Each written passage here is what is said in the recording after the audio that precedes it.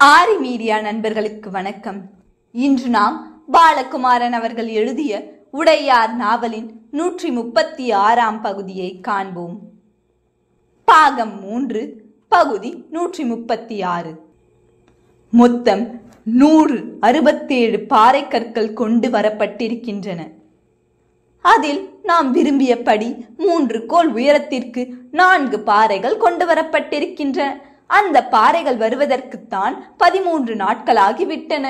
3 மாடுகள் இறந்து போய், ஒரு யானை துவண்டு போய், பிறகு வேறு வண்டியில் மாற்றி கிட்டத்தட்ட 216 பேர் முன்னும் பின்னும் அசைத்து அசைத்து இழுத்து வந்து அந்த பாறைகளை கொண்டு வந்து சேர்த்திருக்கிறார்கள்.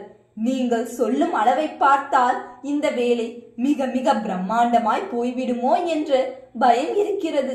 நான் இந்த வார்த்தையை சொல்லுவதற்கு மன்னித்துக் கொள்ளுங்கள் பெருந்தச்சரே.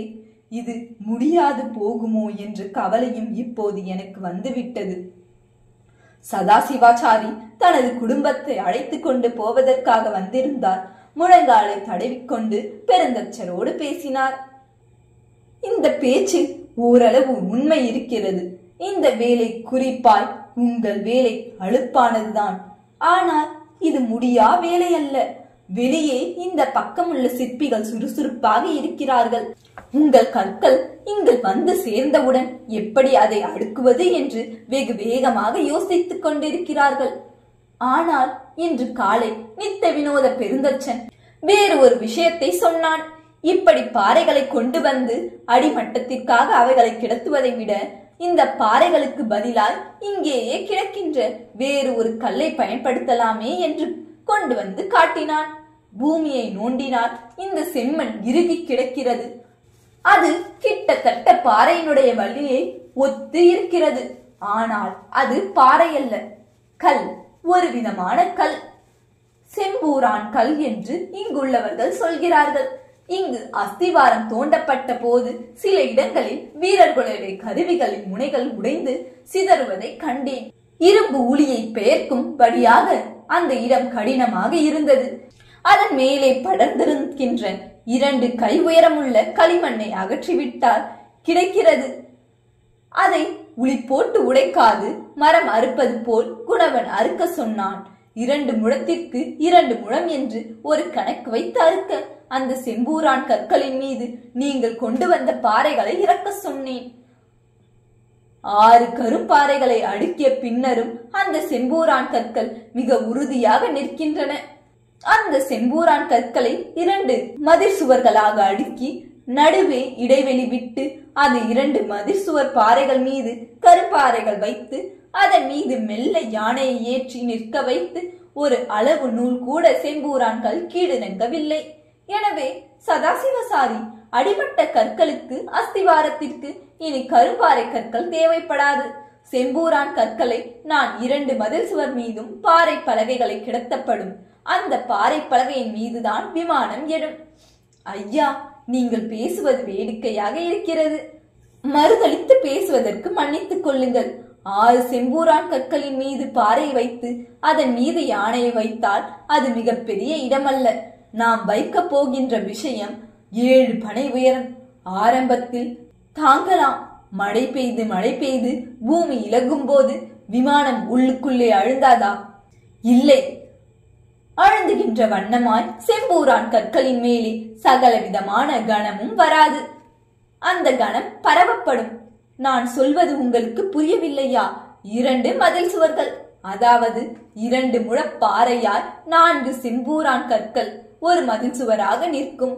அதாவது 18 முழத்திற்கு ஒரு மதில் சுவர் உயரமாய் எழுப்பப்படும்.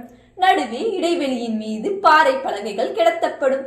அதாவது அந்த பாறை பலகையில் 2 முழம் ஒரு மதில் சுவற்றிலும் இன்னொரு 2 முழம் ஒரு மதில் சுவற்றிலும் இருக்கும். அந்த பாறை செம்பூரான் கல் எல்லாம் ஒரு அடித்தளமாக உருவாகிவிட்டது. அதாவது அந்த பாறை இப்போது விமானம் தாங்கி கல் அடித்தளத்திலிருந்து பாறையை தாங்குகின்றன. உயரம் வரை 3 பனை உயரம் வரை. அதற்கு பிறகுதான் கருங்கல் பலகை தேவைப்படும். இது மன்னருக்கு தெரியுமா? நேற்று சொல்லிவிட்டேன். மாக்கல்லில் லத்தி ஒரு மாதிரி செய்து கொண்டிருக்கிறான். அந்த மாதிரியில் அஸ்திவாரம் எடுத்து காண்பித்தேன். கணம் சம அளவில் பரவிவிட்டதை மன்னர் உணர்ந்து விட்டார். யாரும் எதிர்க்கவே இல்லையா? இந்த பாண்டிய தேசத்து இளைஞன் குணசீலன் மட்டும் மௌனமாக இருந்தான். இளவரசர் ராஜேந்திரர் மட்டும் அவனை விசாரிக்க, இதை சொரிகள் என்று மதுரையில் சொல்வார்கள், சொரிக்கல்லோ கோயில் எழுப்புவது என்று சற்று வேதனையோடு கேட்டான். ஆனால் சக்கரவர்த்தி அதை துடைத்து எடுத்து விட்டார். கருங்கல்லிலா கோயில் கட்டுவது? செங்கல்லில் தானே கட்ட வேண்டும். கருங்கல்லில் சமாதிதானே கட்டுவார்கள் என்று ஒரு காலத்தில் சொன்னோம். இப்பொழுது கருங்கல்லில் கோவில் கட்டுவது நம்முடைய கலாச்சாரமாகிவிட்டது. அதே போல செம்பூரான் கல்லும் பின்னால் ஒரு கலாச்சாரமாகும்.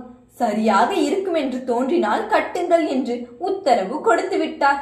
அப்படியானால் நாம் நினைக்கும் அளவுக்கு வேலை இல்லை அல்லவா?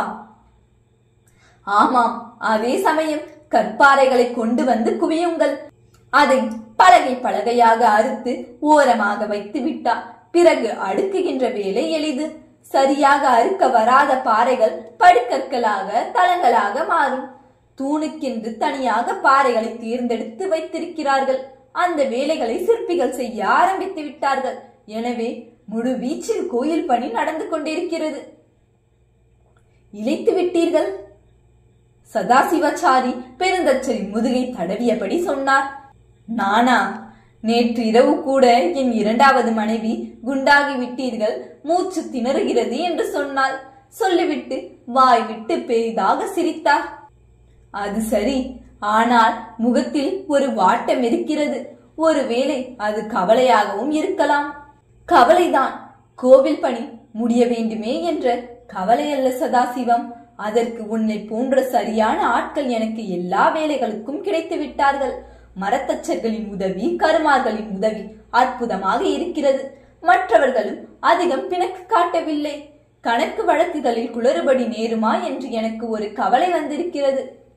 நன்றாக சொன்னீர்கள். எனக்கு கீழே ஒரு கல்தச்சு கரணத்தார் வேலை செய்கிறார். எந்நேரமும் பதட்டம் மிகுந்து காணப்படுகிறார். எப்பொழுதும் எல்லோரிடமும் சிடுசிடுப்பாகவே இருக்கிறார். தானும் சந்தோஷமாக இல்லாமல் மற்றவரையும் சந்தோஷப்படுத்தாமல் எப்பொழுதும் எரிச்சலையும் கோபத்தையும் ஆத்திரத்தையும் பரப்பிக் கொண்டிருக்கிறார். சில சமயம் அவர் கோபத்தில் துடிப்பதை பார்த்தால் ஹிருதயம் வெடித்து இறந்து விடுவாரோ என்ற பயம் ஏற்படுவதுண்டு. அவரை சமாதானப்படுத்த கூட தோன்றாமல் அவர் இருக்குமிடம் விட்டு அகன்று விடுகிறேன். அவர் வெகு சீக்கிரம் நோயிற்று விடுவார் என்பது என் எண்ணம். அப்படி சட்டென்று அவருக்கு ஏதேனும் ஆனால் அங்கே வேலைகள் தம்பிக்கும். நிறைய காசு அவரிடம் இருக்கிறது. எவ்வளவு செலவழித்திருக்கிறார், என்ன கணக்கு என்று எவருக்கும் தெரியாது. எனவே சதாசிவசாரி நிறுத்தினார். எனவே இன்னொரு மனிதர் வேண்டும், ஒரு சரியான கணக்கர் வேண்டும் அல்லவா? பெருந்தச்சர் நெடுமூச்செறிந்தார். வெகு நிச்சயம் வேண்டும். கல்தச்சர்களை விட, தூக்குகின்ற மறவர்களை விட இப்போது உடனடியாக தேவை நல்ல கணக்கர், கல்தச்சு கரணத்தார்கள். கவலைப்படாதே, இதுவரைக்கும் நமக்கு விதவிதமாக உதவிகள் செய்த ஈசன் இதற்கும் உதவி செய்வான். தென்னாடுடைய சிவனே போற்றி, என் நாட்டவர்க்கும் இறைவா போற்றி. ஒரு நல்ல வாக்கியம் சிவனை பற்றி புகழும் பாடலில் இருக்கிறதென்று சொன்னார்கள். அவன் அருளாலே அவன் தாழ் வணங்குவதற்கு கூட அவன் அருள் வேண்டும். அப்படி இருக்க அவனுக்காக எழுப்பப்படும் கோயிலில் நாம் என்ன செய்கிறோம்? அவன் கணக்கர் அனுப்புவான். உண்மையிலேயே ஒரு பணிவு பெருந்தச்சரின் நெஞ்சுக்குள் சுற்றி கொண்டது. அந்த பணிவின் கனிவு அவர் முகத்தில், கண்களில், இமையில் தெரிந்தது. சதாசிவசாரி பக்தியுடன் பெருந்தச்சரை பார்த்து கையெடுத்து கும்பிட்டார். எங்கும் பரந்த இறை என்ற விஷயம் சில சமயம் மனிதருக்குள் இறங்கி தன் பணியை தானே செவ்வனே நடத்தி கொள்கிறது என்று சதாசிவசாரிக்கும் புரிந்து போயிற்று. பகுதி 136 இத்துடன் முடிகிறது. அடுத்த பகுதியில் உங்களை சந்திக்கும் வரை உங்களிடம் இருந்து விடை பெறுவது உங்கள் நான். இந்த வீடியோ உங்களுக்கு பிடிச்சிருந்தால் லைக் பண்ணுங்க, ஷேர் பண்ணுங்க, கமெண்ட் பண்ணுங்க. மேலும் இது போன்ற வீடியோக்களை காண்பதற்கு ஆரி மீடியா சேனலை சப்ஸ்கிரைப் பண்ணுங்க. நன்றி.